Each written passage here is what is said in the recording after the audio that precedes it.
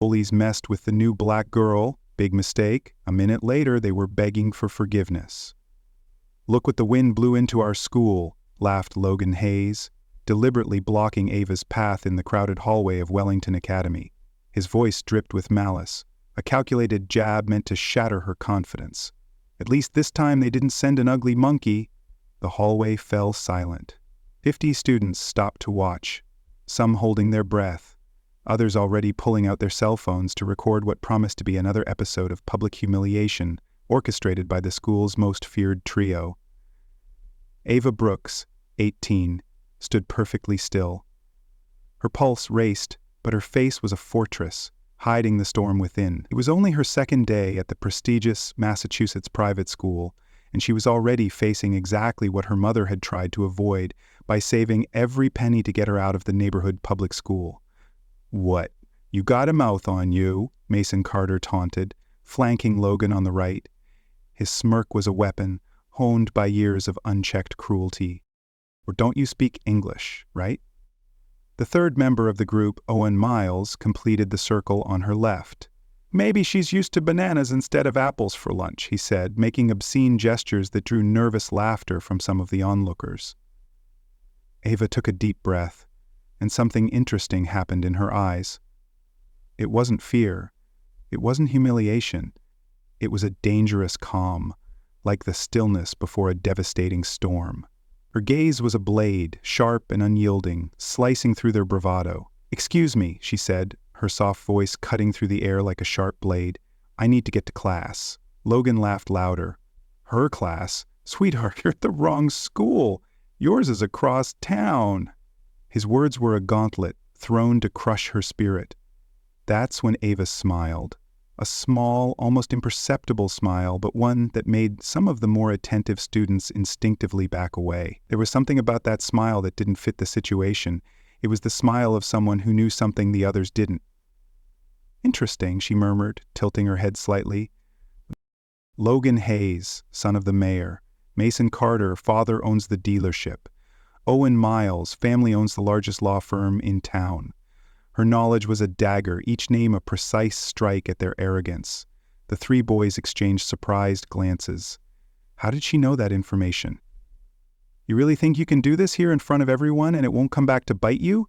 Ava continued, her voice still calm but now laced with a confidence that made Logan hesitate for the first time. Her words carried a quiet menace, a promise of retribution they couldn't yet grasp. "Listen here, you," Logan began, taking a threatening step toward her. Ava didn't move.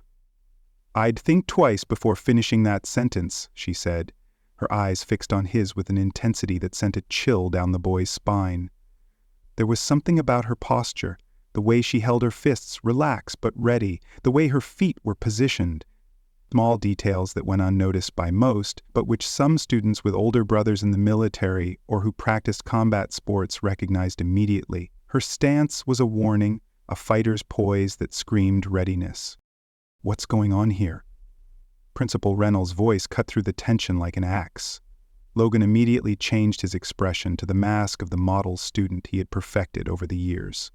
"Nothing much, Principal. We were just welcoming our new classmate." His lie was slick, but Ava's unflinching gaze exposed its hollowness. The principal looked suspiciously at the circle of students, then at Ava, who maintained the same serene expression. "Miss Brooks, is everything all right?" "Perfectly," Ava replied, still smiling that enigmatic smile. Her composure was a shield, deflecting their attempts to break her. "Just getting to know my new classmates. I'm sure we'll get along just fine." As the crowd dispersed and the three boys walked away with looks of hatred, Ava calmly walked to her locker. Her hands weren't shaking, her breathing was steady, and her eyes shone with a determination that only someone who had weathered much worse storms could have. Her resolve was a fire, kindled by every insult she'd endured. There, in front of all those curious and somewhat admiring glances, she held a secret that would completely change the dynamics of that school. A secret that Logan, Mason, and Owen would discover in the worst possible way. If this story of courage and justice is piquing your curiosity, don't forget to subscribe to the channel to find out how a simple attempt at intimidation would turn into the biggest mistake these boys ever made in their lives. Over the next 4 days, Logan and his friends turned Ava's life into a meticulously planned hell. Each act was a deliberate wound designed to erode her dignity. But there was something they couldn't understand. Why didn't she ever react with fear? On Tuesday, they found her books scattered in the girl's bathroom, wet and torn. The sight stung, but Ava's heart hardened, her anger a silent vow. On Wednesday, her backpack appeared, hanging from the tallest tree in the courtyard, causing half the school to laugh. On Thursday, someone had spray-painted her desk in the cafeteria with words that made several teachers look away in embarrassment. The slurs burned, but they only sharpened her focus. "She'll break soon," Mason whispered, watching Ava calmly wipe the dirty table. "Everyone has a limit," Logan smiled cruelly. "I bet by Friday she'll be begging to transfer schools." His confidence was a facade, blind to the storm she was brewing. What they didn't know was that every humiliation was being carefully documented. Ava discreetly photographed every act of vandalism, every threatening note left in her locker, every moment the 3 boys approached her with their cell phone cameras ready to record her reaction. Her evidence was a net, closing in on their ignorance. In fact, Ava Brooks wasn't just a black girl who had transferred from a public school. At age 13, after witnessing her younger brother get beaten up by a group of teenagers in Boston, a trauma that ignited a fierce resolve within her, she had started training in boxing and jiu-jitsu at a community gym. 5 years later, she was a state junior champion in both sports and had been accepted to Wellington Academy on a full athletic scholarship. Her mother, Dr. Ava Brooks, had insisted that they keep her athletic talent a secret at first. "Honey, let them get to know you as a student first. Then they'll find out who you really are." Her mother's wisdom was a guide, steering Ava through the chaos. But Logan Hayes had made a fatal mistake. He didn't know that Professor James Carter, a former Olympic boxing coach and current physical education instructor at the school, had already recognized Ava's instinctive movements on her first day of class. Her poise was a fighter's signature, unmistakable to his trained eye. "Can I talk to you after class?" Professor Carter had asked discreetly on Thursday in his office, surrounded by trophies and photos of famous athletes. He got straight to the point. "You fight, don't you? I recognize the stance, the balance, the way you hold your hands." Ava hesitated for a moment, then nodded. "My mother preferred not to mention it on the registration form." "Smart, but the Hayes boys have been messing with you, and that can't go on." His voice was firm, a mentor's pledge to protect her fire. He leaned forward. "There's a way to resolve this without violence, but you have to trust me." Mr. Carter had seen dozens of cases like this throughout his career. Children from powerful families who thought they could humiliate anyone they wanted without consequences. But this time, they had picked the wrong target. "Do you trust the school system?" he asked. Ava laughed bitterly. 3 formal complaints had been filed against Logan this year alone, all dismissed. His father funds half the projects at this school. Her cynicism was a shield born from a system that had failed her before. "Then we'll do it differently. Friday is the school board meeting. Several influential parents will be in attendance, including some who aren't very fond of the Hayes family." Mr. Carter opened a drawer and pulled out a form. "I want you to sign up for a special martial arts demonstration for the school's investors." "A demonstration? Officially, it's to showcase our athletic programs and attract more sponsors, but in practice," he smiled, "it'll be the perfect opportunity for Logan and his friends to find out who they're really messing with." That weekend, while Logan posted stories on Instagram mocking the pathetic new girl, his taunts only steeled Ava's determination. Ava trained intensively in her basement. Each punch on the punching bag carried the pent-up anger of a week of humiliation.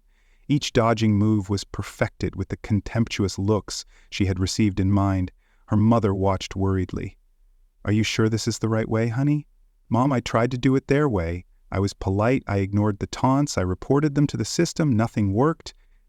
Ava paused her training, sweat glistening on her forehead. Her voice trembled with suppressed fury, but her eyes burned with purpose. "Now I'm going to do it my way." On Friday morning, Logan was particularly excited. He had planned her ultimate humiliation. During recess in front of the entire school, he would make Ava publicly beg them to stop teasing her. "Today she breaks," he told Mason and Owen as they walked down the hall. "I bet $75, 0 cents she'll cry." His bravado masked a flicker of unease, a gut feeling he ignored. They didn't notice that Ava was right behind them, listening to every word, nor did they notice the small smile that formed on her lips as she discreetly checked her cell phone. "Demonstration confirmed for 2:00 p.m. Gym. Show them what you're capable of." Professor Carter. At 1:45 p.m., as Logan prepared for his final performance against the girl he thought would be an easy victim, Ava was in the girl's locker room, putting on her protective gear and warming up muscles she had trained for years, for moments just like this. Each strap tightened was a vow to reclaim her dignity. It was when everyone laughed that something extraordinary began to take shape. Not just in the school environment, but mainly in the determined look that now shone with an intensity that made some of those present realize that the real performance was just beginning. Logan Hayes had never felt so confident. At 1:30 p.m., surrounded by Mason and Owen in the school's central courtyard, he watched Ava sitting alone on a distant bench, seemingly defenseless as always. "Today she begs," he muttered, pulling out his cell phone to record what would be his masterpiece of humiliation. His anticipation was a predator's thrill. Blind to the trap she'd set. 50 people are going to watch her cry and apologize for existing. Mason laughed cruelly. "I bet she'll run home crying to her mommy. If she makes it home," Owen added, cracking his knuckles.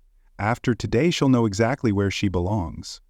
Their words were a noose, but Ava was ready to cut it.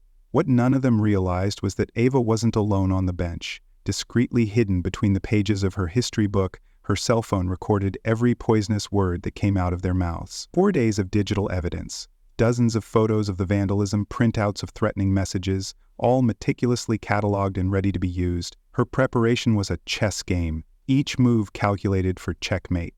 At 2:00 p.m. sharp, the martial arts demonstration began in the school gym. The Wellington Academy elite was in attendance. Millionaire parents, school board members, potential investors, and, to Logan's surprise, his own father, Mayor Hayes. "Today we introduce our newest athletic scholarship recipient," announced Professor Carter, his voice echoing through the crowded gym. "Ava Brooks, state junior mixed martial arts champion." Logan felt the blood drain from his veins. State champion. The girl he had been humiliating for a week was a professional fighter. The revelation was a gut punch, his smugness shattered in an instant. "No way," Mason whispered, his confidence evaporating instantly.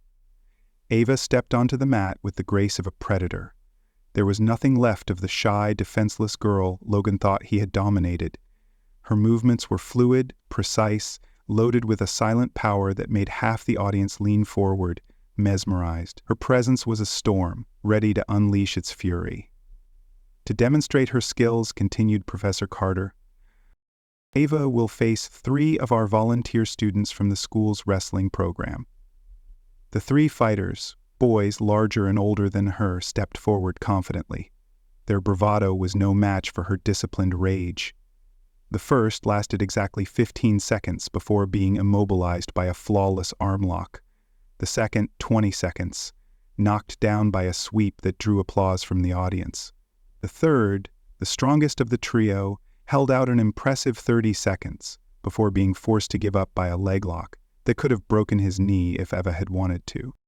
The audience erupted in applause. Parents and investors stood up, impressed by the display of pure technique and emotional control. "Extraordinary," shouted one of the investors. "This young woman is an exceptional talent." But Ava wasn't finished. Walking up to the microphone, her voice came out calm and crystal clear over the sound system. "I would like to take this opportunity to address an important issue regarding bullying and racial discrimination at our school." Her words were a thunderclap, silencing the room's euphoria. The gym fell silent instantly. Logan felt as if the floor was disappearing beneath his feet. "Over the past 4 days, I have been the target of systematic attacks by 3 students at this institution." Ava pulled out her tablet and connected it to the projector. "Logan Hayes, Mason Carter, and Owen Miles. The first image appeared on the giant screen. Logan, Mason, and Owen vandalizing Ava's locker, clearly identifiable by the security camera. They hadn't noticed. Each image was a nail in their coffin, exposing their cruelty. "This is just some of the evidence I've collected," Ava said, her voice remaining polite as she showed photo after photo. Threatening messages, vandalism, the exact moment they poured glue into her backpack. Mayor Hayes rose from his chair, his face red with shame and anger. "Logan Hayes, what does this mean?" His father's voice was a death knell, echoing Logan's impending doom. But Ava wasn't finished. The next screen showed the audio of the three boys' conversations, their voices clearly identifiable, making racist comments and planning to break the new student. "At least this time they didn't send an ugly monkey," Logan's voice echoed through the speakers, causing the entire audience to gasp in shock. The recording was a guillotine, severing their untouchable status. "Maybe she's used to bananas instead of apples for lunch," Owen's voice continued, provoking indignant murmurs among the parents in attendance. Mason tried to hide behind a column, but it was too late. All the cameras and eyes were focused on the trio, who minutes earlier had felt invincible. "Throughout this week," Ava continued, "I remained calm and collected evidence because I learned that the best way to fight injustice is not with violence, but with truth and appropriate consequences." Her resolve was a beacon, shining through the chaos of their downfall. Mr. Carter took the microphone. "What you have just witnessed represents everything this institution rejects. Bullying, racial discrimination, and abuse of power will not be tolerated." Principal Reynolds took the stage, his face a mask of professional indignation. "Mr. Hayes, Mr. Carter, Mr. Miles, you are suspended indefinitely. A full investigation will be conducted, and the appropriate authorities will be notified of the documented hate crimes." Logan tried to approach his father, but Mayor Hayes pushed him away with a harsh gesture. "You've disgraced me, son. You've disgraced our family and our town." The rejection was a wound, deeper than any Logan had inflicted. "Dad, I can explain," Logan began, but his voice came out as a pathetic whisper. "There is no explanation for this," the mayor growled. "You will learn about consequences in a way you will never forget." Mason and Owen had already been taken away by their furious parents, their families facing not only public humiliation, but potential criminal charges for hate crimes. As chaos unfolded around her, Ava remained in the center of the mat, serene as a queen on her throne. There was no malicious triumph in her eyes, just the quiet satisfaction of someone who had seen justice served at just the right temperature. As revelations piled up and masks fell away, one question remained. How would three boys who believed themselves untouchable by wealth and privilege react when they discovered that their actions would have consequences that extended far beyond the school walls? Their downfall was a lesson, etched in Ava's unyielding courage. 7 months later, Wellington Academy was unrecognizable. What had once been a toxic environment where privilege and prejudice ruled had now become a national model of inclusion and respect. Ava Brooks, now captain of the school's martial arts team and president of the student council, walked the same halls where she had been humiliated. Her presence was a revolution, transforming the school's soul. But this time, students of all ages approached her not with fear or contempt, but with genuine admiration and requests for advice. "Ava, can you help me with something?" asked Madison, a shy 15-year-old freshman. "Some boys in 8th grade are bothering me." "Sure," Ava replied with a warm smile. "Let's talk after class, and remember, you're never alone here." The mentoring program Ava had created served more than 250 students. Her self-defense classes were in high demand, and what impressed everyone most was how she taught not only fighting techniques, but mainly self-confidence and dignity. Mr. Carter watched proudly from the doorway of her classroom. "She's changed this school more in 7 months than I've been able to in 15 years, he commented to Principal Reynolds. "And to think we almost lost this talent because of 3 spoiled boys," sighed the principal. "Ah yes, Logan, Mason, and Owen. Their stories took very different turns after the devastating exposure. Logan Hayes never recovered from the scandal. His father, the mayor, lost his re-election bid by a humiliating margin after the video of his son's racist comments went viral nationwide. The family was forced to move to another state, but the internet never forgets. Logan, now 19, had been rejected by 20 universities in a row, all citing character issues in their rejection letters. Mason Carter discovered that words have consequences when his father lost million-dollar contracts after organized boycotts on social media. The family's car dealership went bankrupt in 5 months. Mason now worked at a car wash across town where his co-workers knew his story all too well from videos still circulating online. Owen Miles faced perhaps the most ironic consequence. His father, one of the most respected lawyers in the region, was sued for negligence after the scandal. Several clients discovered that racism was a family value and terminated their contracts. The family law firm closed its doors, and Owen was forced to witness his parents divorcing in a bitter legal battle, where even his own colleagues refused to represent them. But the most surprising transformation happened to someone no one expected. Mayor Hayes, shattered by public shame, sought out Ava on a rainy May afternoon. She found him sitting alone in the school parking lot, a broken man in an ordinary car, no longer the official BMW of the city. His defeat was raw, a man stripped of his former glory. "Miss Brooks," he said, his voice trembling, "I know I have no right to ask anything, but can I talk to you?" Ava looked at him with the same calmness she always showed in conflict. Her empathy was a bridge, even for a man who'd failed her. "Of course I failed as a father," he confessed, tears streaming down his face. "I raised a monster because I never taught him about respect, about consequences. You did in one day what I should have done in 18 years. Mr. Hayes," Ava said gently, "it's never too late to start doing the right thing." Her words were a lifeline, offering redemption to a broken soul. That conversation changed them both forever. Hayes began volunteering at community centers, dedicating his life to repairing the damage caused by years of neglect. Logan, reluctant at first, began accompanying his father in these activities. It would be a long and difficult road, but it was a start. At graduation, Ava was chosen as class valedictorian. Standing before hundreds of people, including college representatives, vying for her with full scholarships, she delivered a speech that would be remembered for decades. 2 years ago, I arrived here as a scared little girl, trying to hide who I really was. My fear was a cage, but I broke free with every step I took. I thought it would be easier to be small, invisible, harmless. Her voice echoed clearly through the crowded auditorium. But I learned that our greatest strength does not come from our ability to hide, but from our courage to reveal ourselves. She paused, her eyes meeting those of Professor Carter, who smiled proudly. When we face injustice, we have two choices. We can give in and let it define us, or we can stand up and redefine what is possible. I chose to rise, to turn pain into power. True victory is not destroying those who hurt us, but building something so powerful that they never dare to destroy us again. The audience erupted in applause.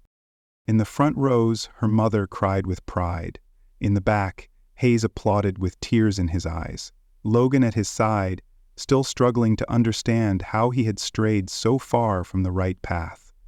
His shame was a shadow, but Ava's light was brighter. 3 years later, Ava received her first full scholarship to Yale, where she would study law with a specialization in civil rights. Her ambition was a flame, lit by the injustices she'd overcome. Her goal was clear: to help others find their voice and fight for justice within the system. Professor Carter, now retired, kept in regular contact with his most exceptional former student. "Do you know what your greatest victory was?" he asked during one of their conversations. "What?" "You didn't just change those boys. You changed entire generations of students who went through that school. You taught them that true strength comes from dignity, not arrogance. Your legacy is a world where courage outshines cruelty." The lesson Ava left the world was simple but transformative. When we face prejudice and injustice, our response defines not only our character, but the kind of world we choose to create. She had proven that the best revenge is not to stoop to the level of those who hurt us, but to rise so high that they never reach us. What about you? Have you ever faced a situation where you had to choose between hiding or revealing yourself? Have you ever had to decide between seeking revenge or seeking justice? Leave your experience in the comments and don't forget to subscribe to the channel for more inspiring stories that show how courage and dignity always overcome prejudice and cruelty.